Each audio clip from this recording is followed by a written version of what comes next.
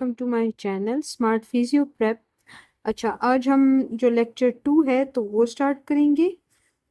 अच्छा, इन्होंने कहा है कि इस स्लाइड में कि बहुत से ऐसे इंटरवेंशंस हैं जो कि इंक्रीज कर सकते हैं मोबिलिटी को। लाइक ऐसे थेरेप्यूटिक इंटरवेंशंस होते हैं जो कि इम्प्रूव करते हैं सॉफ्ट टिश्यू मोबिलिटी को, और वो क्या करते हैं, इंक्रीज करते हैं रेंज ऑफ मोशन को। आ, हम जब देखते हैं ना कि स्ट्रेचिंग इंटरवेंशंस के फिर दो कंडीशंस होते हैं।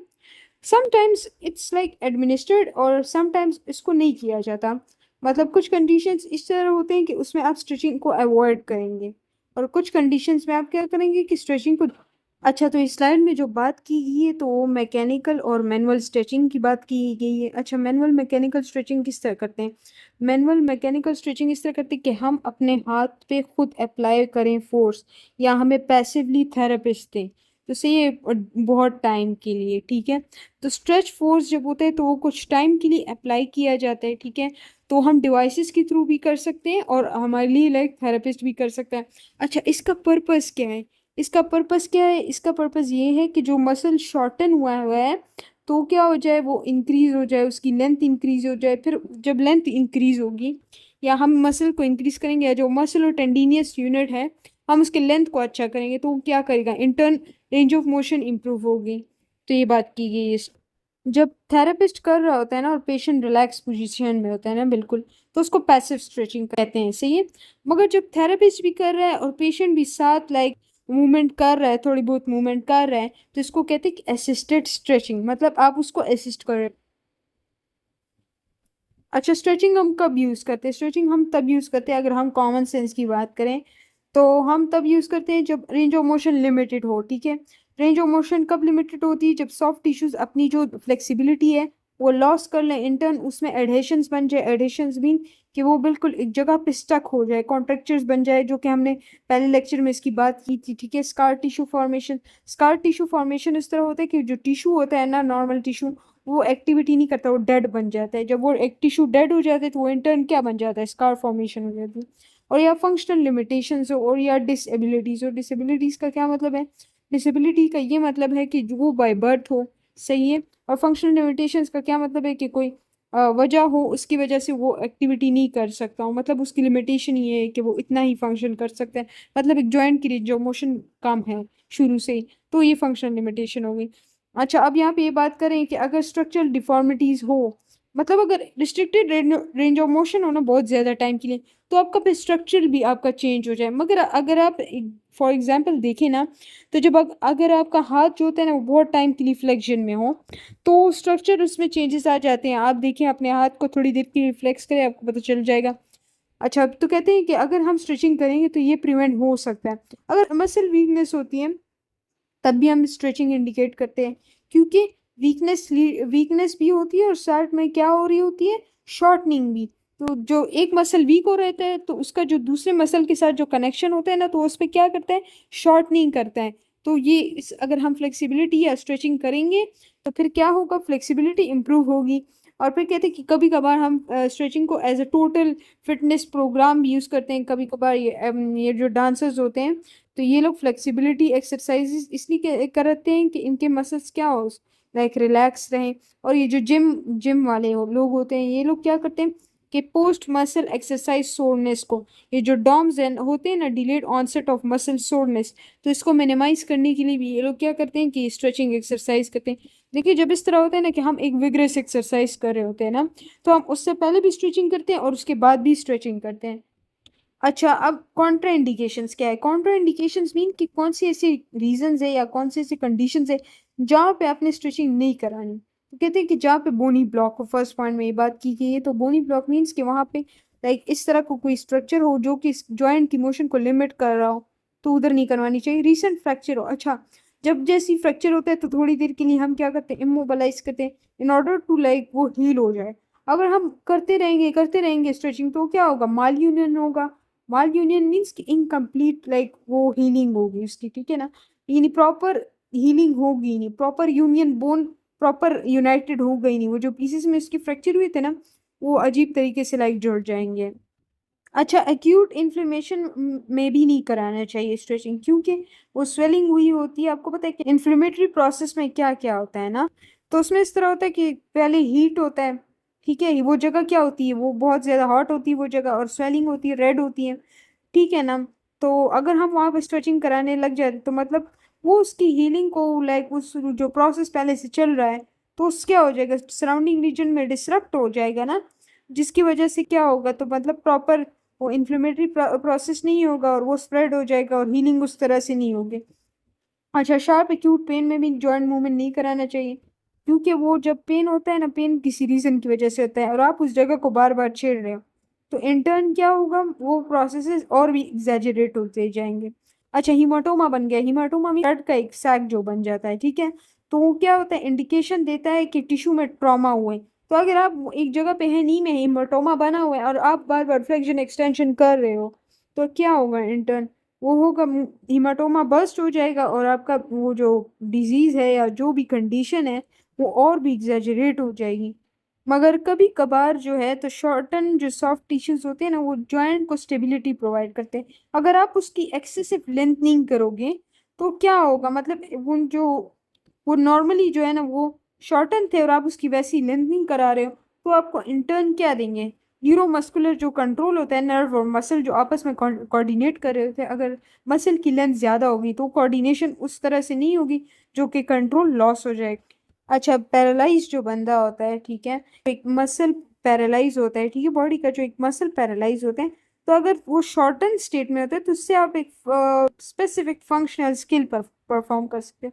अगर आप उसकी स्ट्रेचिंग करा लेते हो तो आपको क्या लगता है, आप परफॉर्म कर सकते हो, तो वो नहीं होती, ठीक है ना। एक तो पहले से ही मसल पैरालाइज्ड है, तो अगर हम उसकी लेंथनिंग कर दे तो वो एक्टिविटी जो है परफॉर्म नहीं। अच्छा, मैंने पिछले लेक्चर में पीएनएफ का जिक्र किया था, तो पीएनएफ क्या है, basically neuro muscular facilitation technique है। अच्छा, न्यूरो मस्कुलर फैसिलिटेशन टेक्निक हम तब यूज़ करते हैं जब मसल्स क्या हो, शॉर्टन हो, ठीक है ना, और अपर मोटर न्यूरॉन लीजन हो, उसमें भी यूज कर सकते हैं। अच्छा, इसमें होता क्या है, इसमें डिफरेंट होते हैं, कॉन्ट्रैक्ट, रिलैक्स, होल्ड, रिलैक्स, मगर वो आप आगे सेमेस्टर्स में पढ़ेंगे, फिफ्थ सेमेस्टर में इंशाल्लाह। मगर अभी के लिए इनहिबिशन टेक्निक का आप याद रखिए कि जब इनहिबिशन टेक्निक में इस तरह होता है कि जब एक मसल शॉर्टन होता है ना, तो उसको लेंथन करने के लिए हम पीएनएफ का ये वाला जो एक्सरसाइज है ना, इनहिबिशन टेक्निक, ये यूज करते हैं। और इस टाइप के स्ट्रेचेस को क्या कहते हैं, पीएनएफ, प्रोप्रियोसेप्टिव न्यूरोमस्कुलर टेक्निक, यहाँ पे शो किया हुआ है। अच्छा, पीएनएफ में जो है ना, इनहिबिशन टेक्निक इस तरह अप्लाई करें। अच्छा, यहाँ पे देखिए ना, ये बंदा जो है तो यहाँ से क्या कर रहा है, ये फोर्स दे रहा है, ये जो नीचे लेटा हुआ है, सही है। और ये जो दूसरा थेरेपिस्ट है ना, तो उसने ना वो जो डिस्टल डिस्टल वो जो फुट है, तो उसने पकड़ा हुआ है और वो ऑपोजिट डायरेक्शन में दे रहा है। ये जो है इस डायरेक्शन में फोर्स अप्लाई कर रहा है और थेरेपिस्ट ऑपोजिट डायरेक्शन में दे रहा है। अच्छा, मसल एनर्जी टेक्निक, जिसको हम एमईटी भी कहते हैं, तो कहते हैं कि ये मैनिपुलेटिव प्रोसीजर्स होते हैं। मैनिपुलेशंस बेसिकली इस तरह होती है ना कि वो जो आपने अक्सर में क्रैक की आवाज़ सुनी थी, क्योंकि वो क्रैक्स करते हैं कायरोप्रैक्टर्स, तो वो मैनिपुलेशंस उसे कहते हैं। वो क्या करते हैं कि बस वो लेंथन करते हैं, वो भी मसल को लेंथन करते हैं, और उसका मेजर रूल क्या होता है कि वो फेशिया और जॉइंट्स को क्या करते हैं, मोबिलाइज। अच्छा, मसल एनर्जी टेक्निक, अच्छा, मसल एनर्जी टेक्निक इस यूज करते हैं कि ये प्रोसीजर इस तरह है कि आपने ना फोर्स जो है ना एक डायरेक्शन में डालना है, ठीक है, और आपका जो थेरेपिस्ट है ना वो ऑपोजिट डायरेक्शन में फोर्स अप्लाई करेगा। आपका जो प्रैक्टिशनर है तो आपके एक जो ऑर्गन है उस पर ऑपोजिट डायरेक्शन में फोर्स अप्लाई करेगा। ये भी पीएनएफ के प्रिंसिपल्स पर ही वर्क करता है। अगर हम देखें तो थोड़ा बहुत जो है ना पीएनएफ के साथ सिमिलर है, मतलब हमने जो इनहिबिशन टेक्निक पढ़ी ना, मगर इसमें एक डायरेक्शन में कंट्रोल्ड होता है, मतलब आपने एक ही डायरेक्शन में फोर्स अप्लाई करना है और वो फोर्स एक ही इंटेंसिटी का होना चाहिए। और ठीक है, जो ऑपोजिट फोर्स अप्लाई करेगा, ये काउंटर फोर्स या ऑपोजिट फोर्स जब अप्लाई करेगा प्रैक्टिशनर, तो वो भी उसी के, यानी वो इतना होना चाहिए कि वो उसको लाइक स्टेबलाइज कर सकें, सही है। तो इसको हम कहते हैं पोस्ट आइसोमेट्रिक रिलैक्सेशन टेक्निक, हम इसको ये भी कह सकते हैं, ये टर्म भी यूज करते हैं एमईटी के। अब इस डायग्राम में शो किया हुआ है, देखिए, लाइक कांस्टेंट स्ट्रेच दिया हुआ है, मतलब ये मूव नहीं हो रहा है, इसमें इसमें इसका नेक मूव नहीं हो रहा, ठीक है, कांस्टेंट स्ट्रेच है। अच्छा, जॉइंट मोबिलाइजेशन या मैनिपुलेशन, अब ये टेक्निक्स है, इसको मैनुअल थेरेपी टेक्निक्स कहते हैं। अब ये बेसिकली तब यूज करते हैं जब आपकी कैप्सूलर रिस्ट्रिक्शंस हो, और या सबलक्सेशन जब हो जाती है। सबलक्सेशन मीन कि आपका जो है ना joint like joint dislocation means कि पूरा जॉइंट जो है सेपरेट हो जाए, मतलब अपनी जगह से हिल जाए। और सबलक्सेशन मतलब पार्शियल डिसलोकेशन। अच्छा, तो सॉफ्ट टिश्यू मोबिलाइजेशन और मैनिपुलेशन हम तब यूज़ करते हैं ना मसल एक्सटेंसिबिलिटी के लिए। ये डिफरेंट टेक्निक्स है जो हम यूज़ करते हैं। अच्छा, अब आप इसमें स्लो प्रोग्रेसिव फोर्सेस जब अप्लाई करेंगे ना, तो ये क्या होगा, मतलब ग्रेड 1 होगा, इसके फिर अपने ग्रेड्स हैं ऐसे ही है, और इसके फिर टाइप्स हैं मिडलैंड मोबिलाइजेशन या मुलिगन मोबिलाइजेशन। अच्छा, इसमें ये होता है कि आप सस्टेन्ड प्रेशर भी दे सकते हैं, मतलब एक कांस्टेंट प्रेशर। और इसमें ये भी हो सकता है कि डीप स्ट्रोकिंग में इस तरह होता है कि आप अपने फिंगर से डीप लेके जाए, यानी आप फोर्स को डीप लेके जाएं। इससे क्या होगा कि इसमें मायोफेशियल जो स्ट्रक्चर्स हैं तो क्या हो जाएंगे, सॉफ्ट टिश्यूज जो होंगे तो वो लाइक उसमें इमोबिलिटी जो है ना वो इन्हांस हो जाएगी। अच्छा, अब इस टेक्निक की अपनी टाइप से different friction massage, myofascial release, acupuncture, trigger point therapy. अच्छा, फ्रिक्शन मसाज में इस तरह होता है ना कि वो जो है तो क्रॉस टाइप, ये जब आप आपने यूट्यूब में भी अक्सर देखा होगा, ये जो Chinese people cross type massage करते हैं, तो ये फ्रिक्शन मसाज होता है। सही है। मायोफेशियल रिलीज इस तरह करते हैं ना कि ये मायोफेशियल ट्रिगर्स बन जाते हैं ना, तो उसको फिर आप प्रेशर अप्लाई करते हैं थोड़ी देर के लिए, और फिर आप वो प्रेशर जब वो पेन कम हो जाता है तो आप वो प्रेशर रिलीज कर लेते हैं। तो इस तरह ट्रिगर पॉइंट थेरेपी और ये मायोफेशियल रिलीज तकरीबन तकरीबन एक ही चीज़ है। एक्यूपंक्चर या एक्ो प्रेशर में क्या होता है, इसमें कप्स के थ्रू जो होते हैं ना तो वो लाइक प्रेशर बनाते हैं, और वो क्या करते हैं कि इन टर्न वो आपकी जॉइंट सॉफ्ट टिश्यू मोबिलाइजेशन करवाते हैं, सॉफ्ट टिश्यू की ये सब यानी मोबिलिटी को ही इनहांस कर रहे हैं। अच्छा, यहाँ पे इन्होंने सॉफ्ट टिश्यू मोबिलाइजेशन शो की हुई है। अच्छा, ये जो इंस्ट्रूमेंट इन्होंने यहाँ पे शो किया हुआ है ना, तो ये चाइनीज पीपल बहुत ज्यादा यूज कर।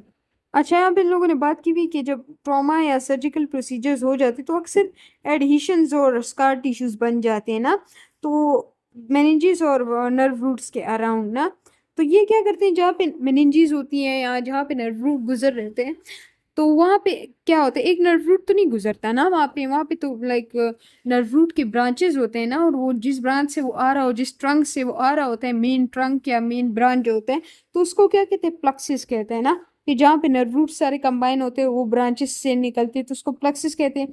तो वो क्या करते हैं, उस साइड पे वो इंजरी कॉज कर लेते हैं। सही है।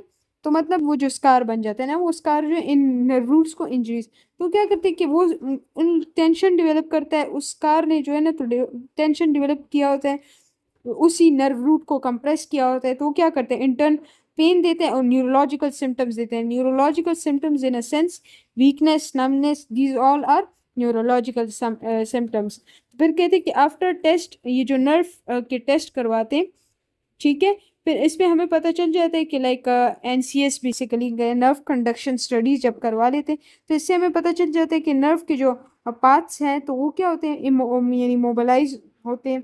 फिर हम इसके लिए मुख्तलिफ प्रोसीजर्स करवाते हैं, मतलब इसको मोबिलाइज करने के लिए सिलेक्टिव प्रोसीजर्स करवाते हैं। अच्छा, ये इन लोगों ने न्यूरल टेंशन टेस्ट शो की हुई है। अच्छा, ये जो फर्स्ट फिगर है ये वाला, ये न्यूरल फंक्शन टेस्ट है। अच्छा, अब ये वाला जो है ना, ये नीचे वाला जो है ये सॉरी स्लम्प टेस्ट है। ये ऊपर वाला ये जो है ना ये वाला, ये एसएलआर है, और ये जो है मिनिमल शोल्डर श्रग, ये हम ट्रैप्स के लिए करते हैं। सही, ये एक्सेसरी नर्व की पता करने के लिए कि वो सही वर्क कर रहा है कि नहीं। एक्सेसरी नर्व जो है ना तो शोल्डर श्रग करवाते हैं।